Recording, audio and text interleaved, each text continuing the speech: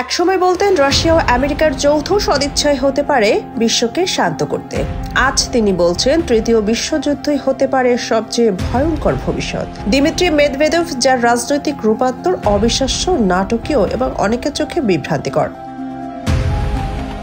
2008 সালে যখন রাশিয়ার প্রেসিডেন্ট হন, তখন তিনি ছিলেন শান্তির বার্তাবাহক। যুক্তরাষ্ট্রের প্রেসিডেন্ট বারাক ওবামার পাশে দাঁড়িয়ে বলেছিলেন বিশ্বের বহু সমস্যার সমাধান নির্ভর করে রাশিয়া আমেরিকার যৌথ সদিচ্ছার উপর। কিন্তু আজ তার মুখে আগুন, কথাই হুমকি। তিনি আমেরিকার প্রেসিডেন্ট ট্রাম্পকে সরাসরি মনে করিয়ে দেন রাশিয়ার স্বয়ংক্রিয় পারমাণবিক হামলার সক্ষমতার কথা।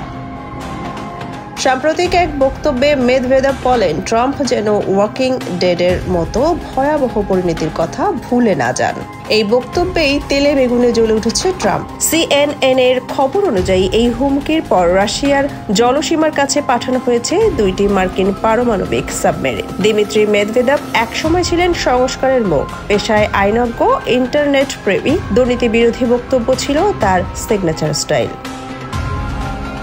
কিন্তু 2012 সালে পুতিনের ক্ষমতায় ফেরার পথ তৈরি করে দিয়ে তিনি নিজেই হয়ে উঠলেন ছায়া। তারপর ধীরে ধীরে জাতীয়তাবাদী, আগ্রাসী এবং কট্টর পুঁজির মুখপাত্র হয়ে ওঠেন।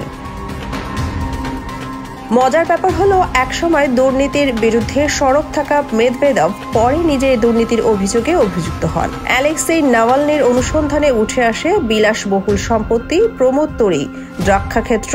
তবে তার মুখপাত্র একে বলেন প্রচারমূলক নাটক।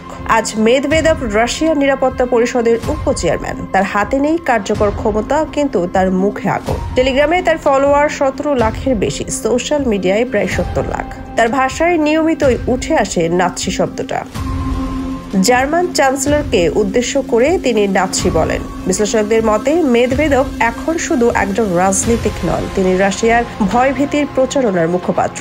একসময় যিনি ছিলেন আশা জাগানোর নেতা, আজ তিনি যেন এক রাজনৈতিক নাটকের আগুন ঝরা অভিনেতা।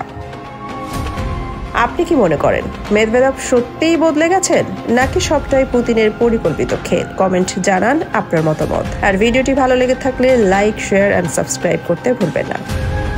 সোনিয়া খান, খবর সংযোগ।